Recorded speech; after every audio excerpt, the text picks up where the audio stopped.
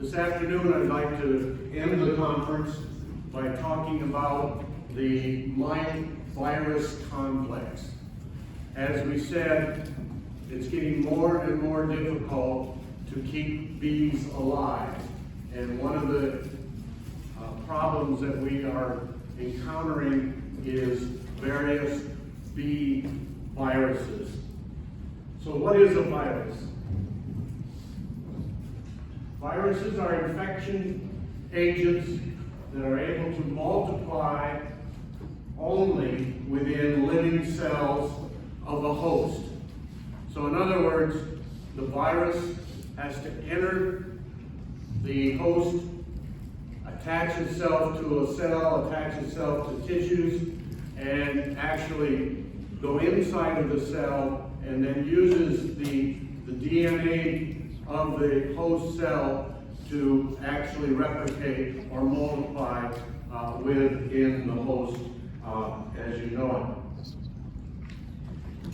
For many years, viruses were considered to be a minor disease of honeybees.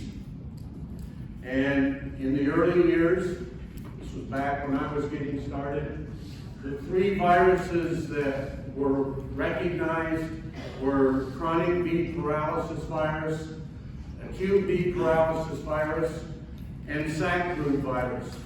But beekeepers were only concerned with chronic bee paralysis virus and sac-brood virus because in nature, acute bee paralysis virus never exposed itself.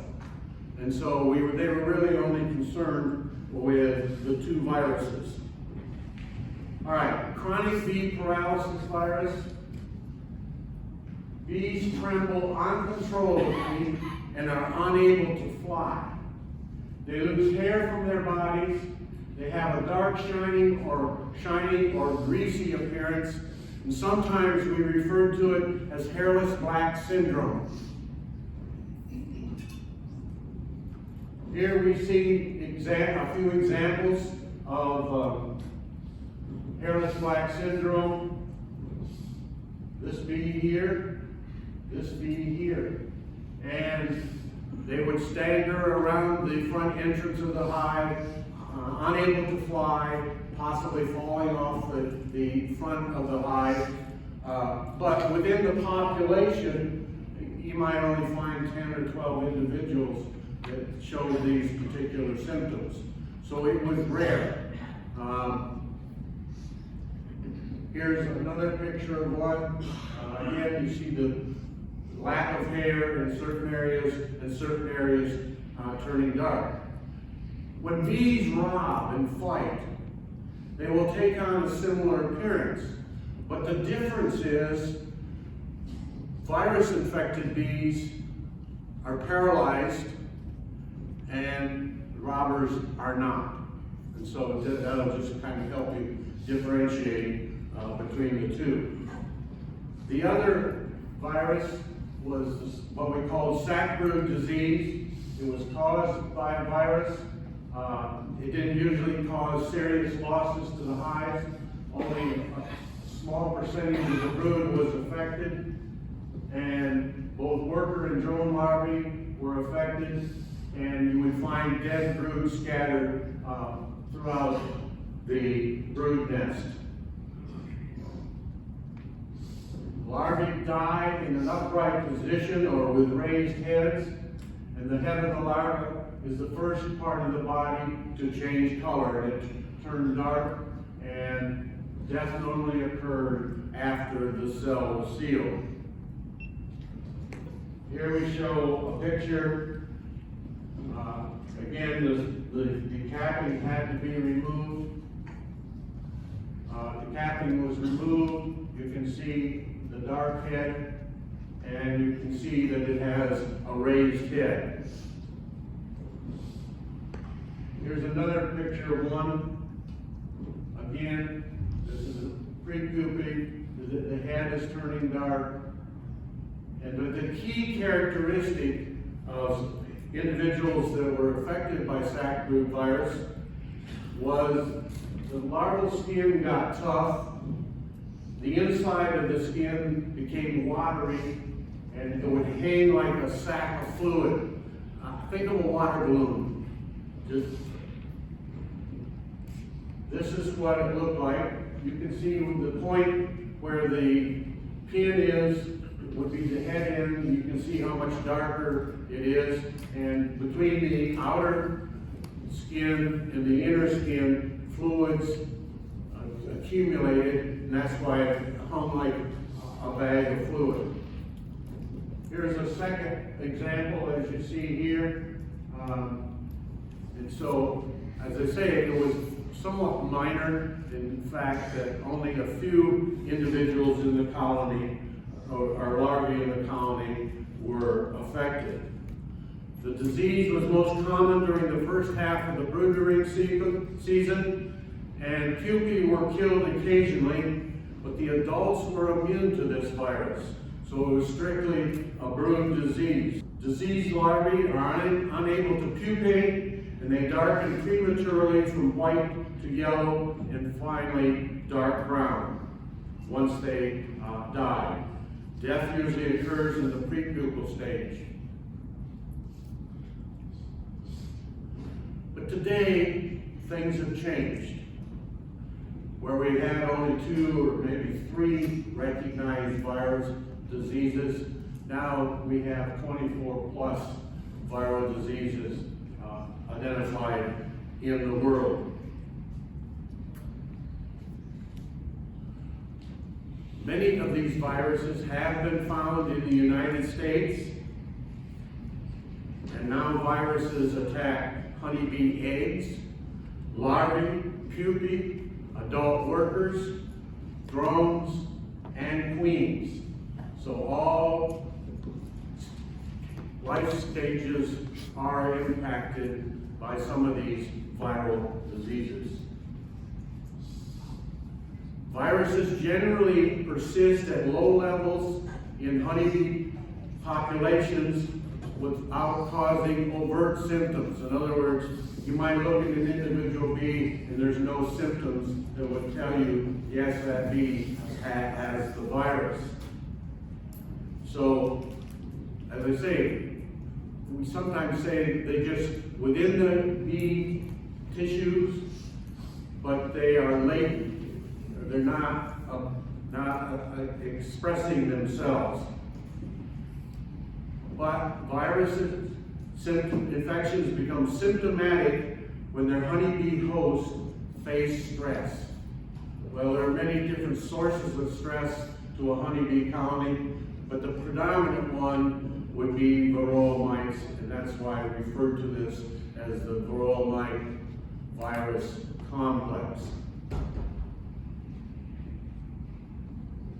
Under certain conditions, they can become pathogenic and widespread, leading to colony mortality. So it's latent. The bees are exposed to stress, and suddenly the virus population within them just explodes, and the whole colony becomes sick and ultimately dies.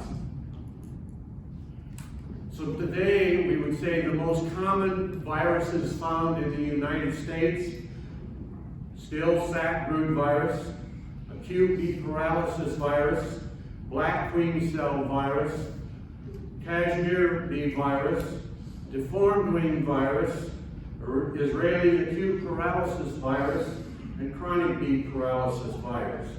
So we see we've got numerous that are very, very common here in the United States.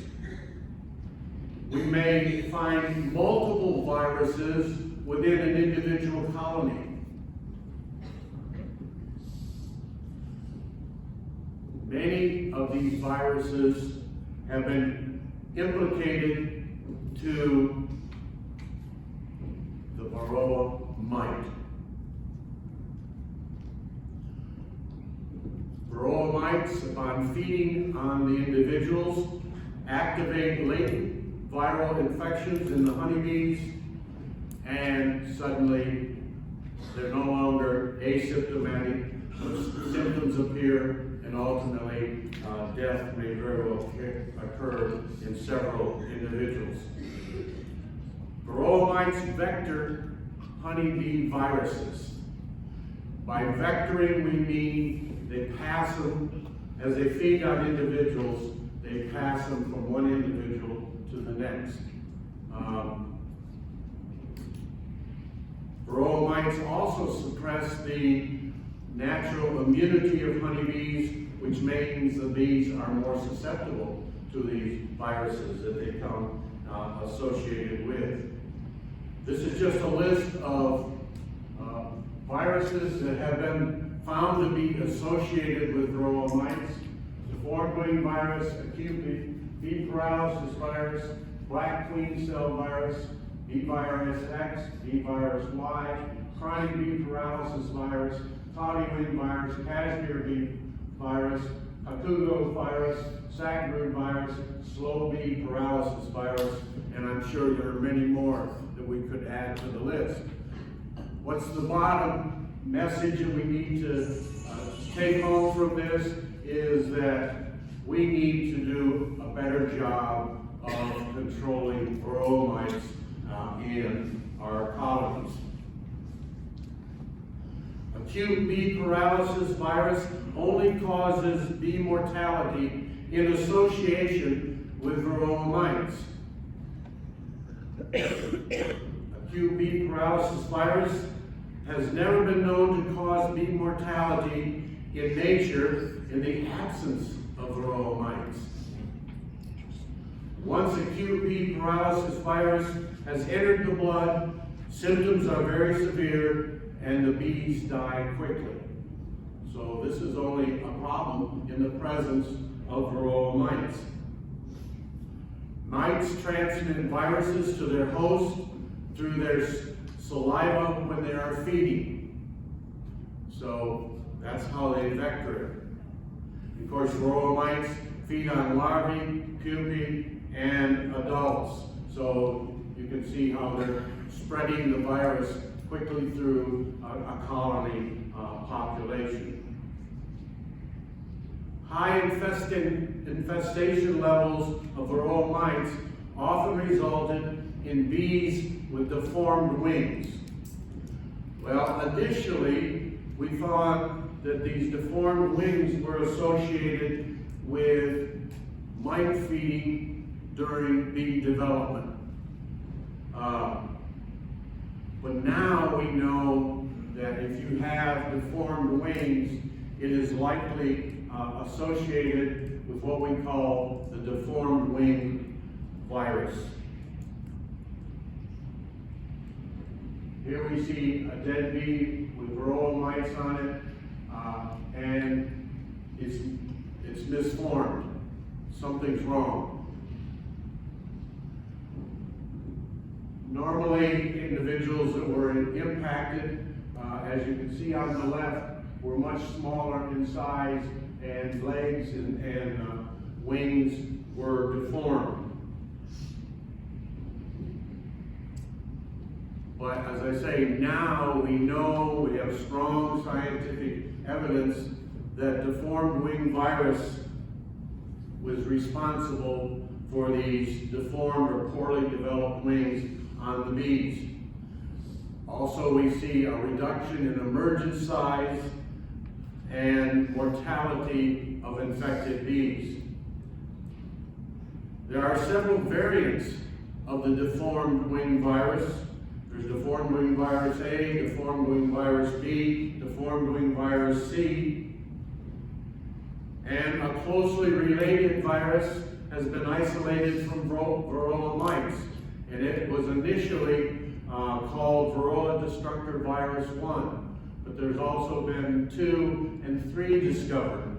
Now it's believed that Varroa is so closely related to the deformed wing virus, now it's believed to be just a variant of the deformed wing virus. Both of these viruses replicate within the Varroa mite and are vectored in the mite. So what we're saying is virus particles multiply within the host, within the mite, and are also vectored. by the mite to the host. Some examples of deformed wing virus. Here we see a bee with deformed wings. Here's another picture of one with deformed wings. Pupae are infected at the white-eyed stage of development, and they will survive to emergence. But when they emerge, they have malformed wings and soon die. So the transmission, the vectoring, occurs during the white-eyed pupal stage. If it occurs earlier in the life cycle, then the individual dies and never emerges. But if it emerges with deformed wings, then we know that vectoring occurred in the pupal stage. The occurrence of wing deformity is associated with the transmission of deformed wing virus through Varroa mites during the pupal stage. And this seems to be when most of it is going to occur. Deformed wing virus has been detected in adult honeybees, detected in pupae, larvae, eggs, and also within Varroa mites.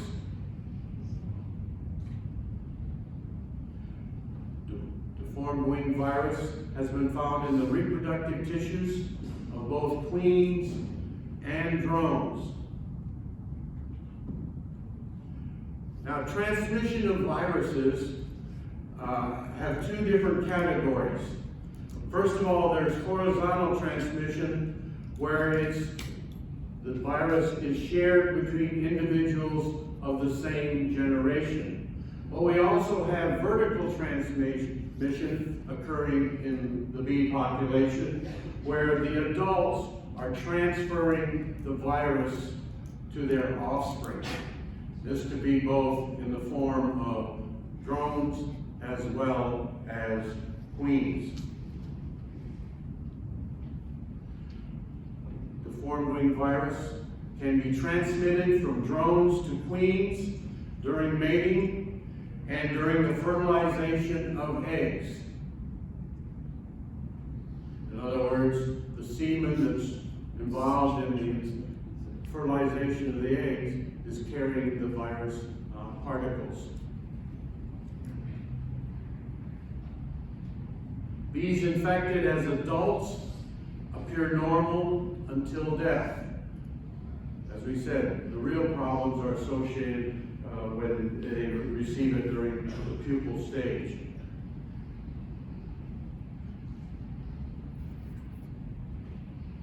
Deformed wing virus has also been found in the food of larval bees. So that means it's also being distributed by nurse bees. So they can get it at the egg stage, they can get it by being fed, during the stage in which the eggs are fertilized. So this is why it's such a serious problem within the colony.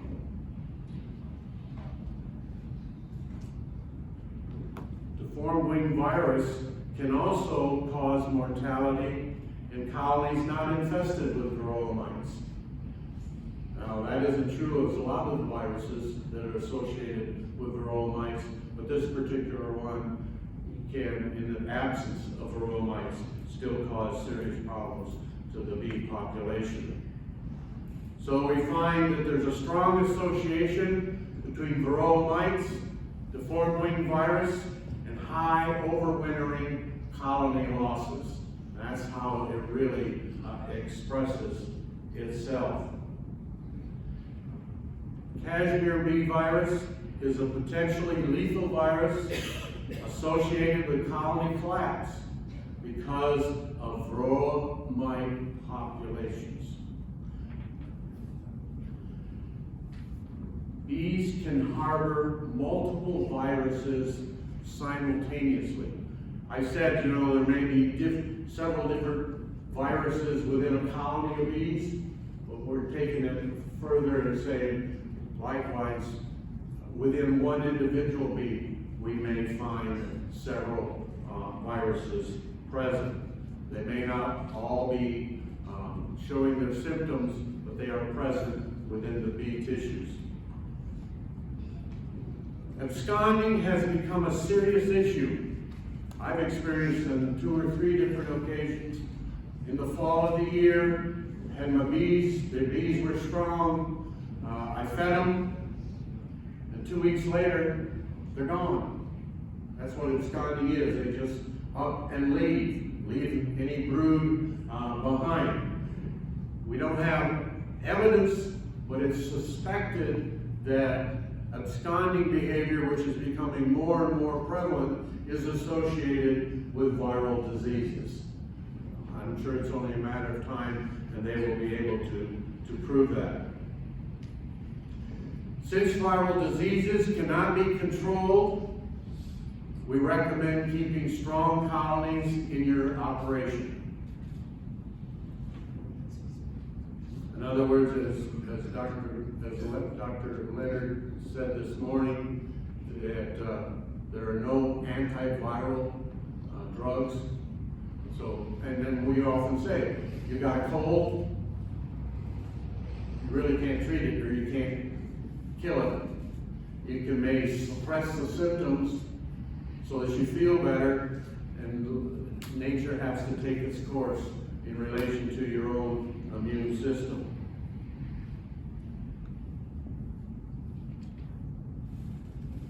However, more importantly, since we do not have any antiviral drugs and we try to maintain strong colonies, the other approach that we can take is having an effective Varroa mite control program.